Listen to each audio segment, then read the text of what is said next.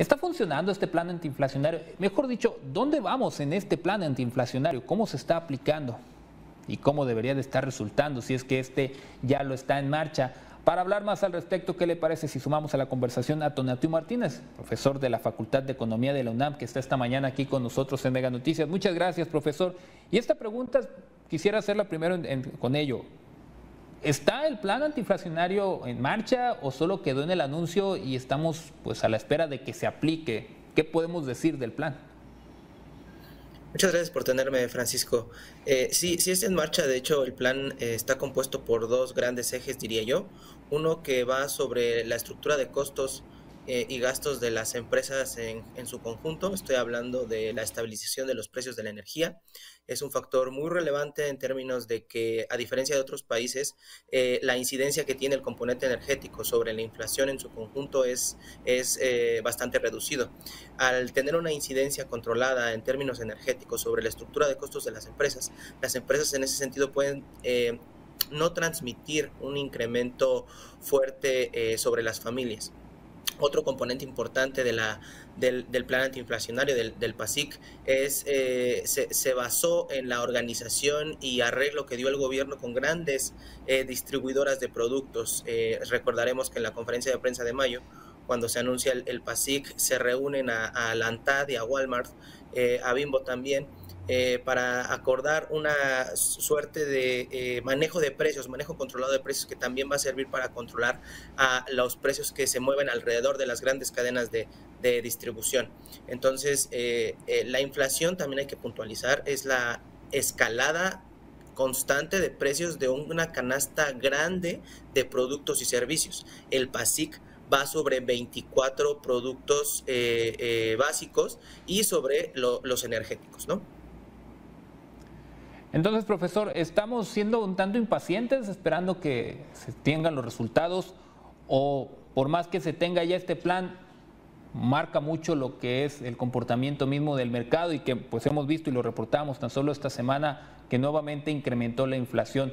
¿Cómo entonces habrá que estar midiendo si esto está surtiendo efecto? ¿Hasta cuándo tendríamos que esperar?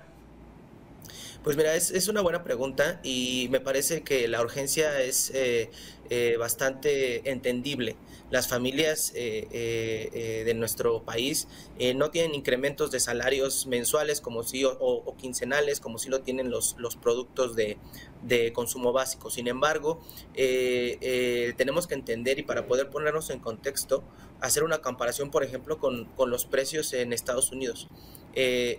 No, es común, o era común hasta hace tiempo, que en nuestro país tuviera una inflación un tanto más elevada que la de Estados Unidos.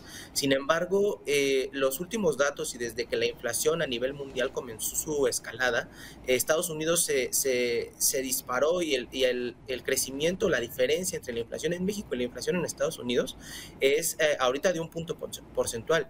Y ese punto porcentual es muy relevante cuando lo medimos y cuando lo entendemos a través de la transferencia del precio de los energéticos. Lo que está controlado en nuestro país, y es lo que creo que es lo más relevante hasta el momento, es el precio de la gasolina y es el precio de la luz.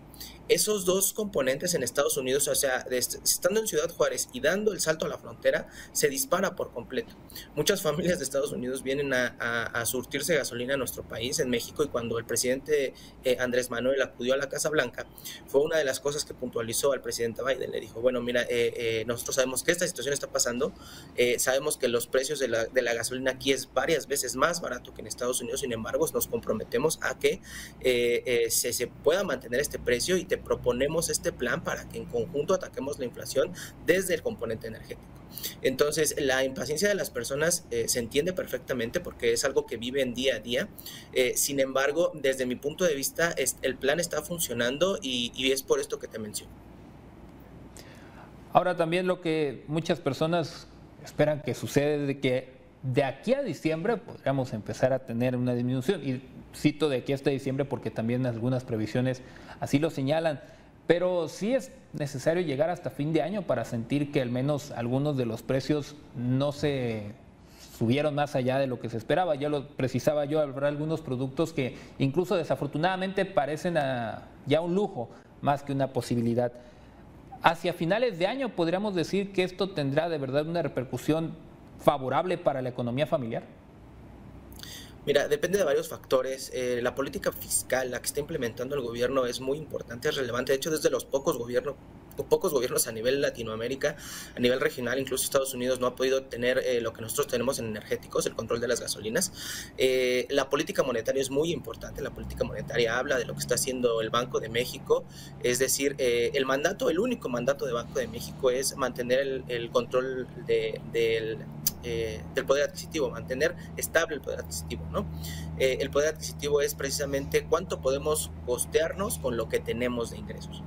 Entonces, lo que está haciendo Banco de México es incrementar las tasas de interés de referencia, que es un vehículo, una herramienta de política monetaria, y lo está haciendo desde mi punto de vista no tan bien, porque lo está haciendo al ritmo que lo está haciendo la Fed, que es el Banco Central de Estados Unidos. ¿Y por qué lo está haciendo?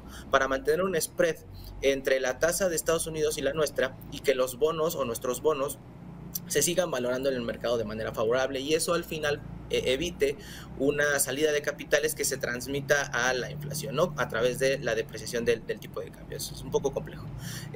Sin embargo, aparte de estos dos factores que te estoy comentando, también está toda la parte internacional. Somos un mundo globalizado, y eso implica que nuestras cadenas de suministro están interconectadas con las de otros países, y que lo que está pasando, por ejemplo, en Rusia y en Ucrania afecta de manera muy importante el precio de los energéticos y también el de los cereales. Tanto Rusia como Ucrania son exportadores netos de trigo. Eso quiere decir que nutren o nutrían de manera muy importante a Europa de este bien, y cuando se ve en shock la distribución del trigo, por ejemplo, hablando en particular del trigo, a Europa tiene que buscar otros canales para que sean suministrados. Es un cereal muy importante para la canasta europea. Y en ese sentido empiezan a crecer entonces los precios porque hay mucha demanda del trigo.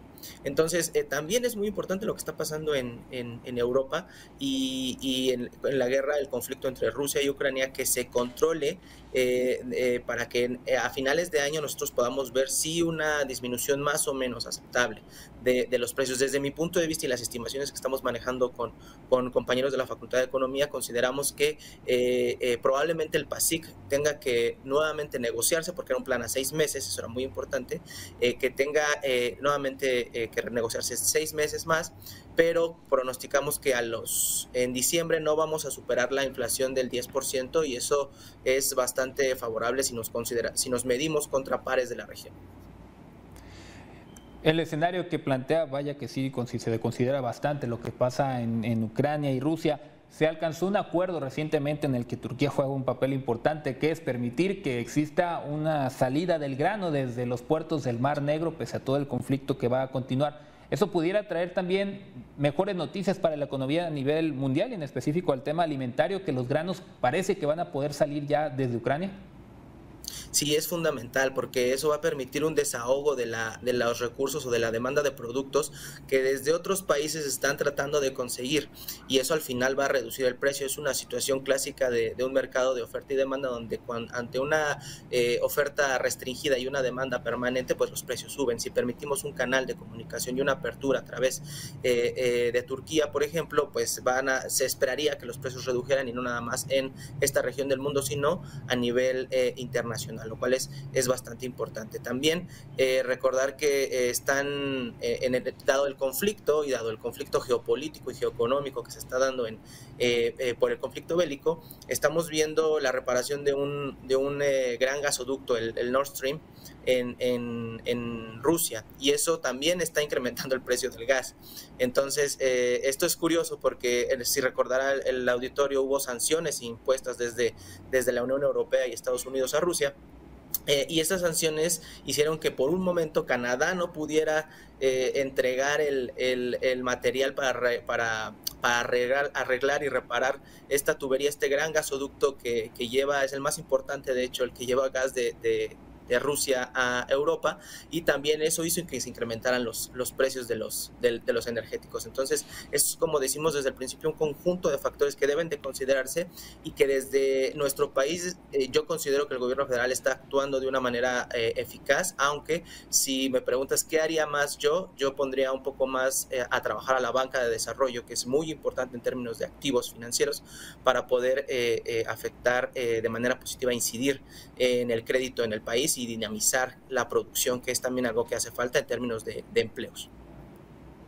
Profesor, le agradezco mucho que nos haya permitido escuchar también desde su perspectiva cómo está la situación.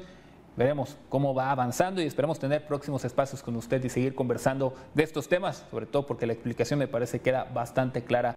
Muchísimas gracias y buen fin de semana, por cierto. Gracias, Francisco. Buen fin de semana a todos. Hasta luego.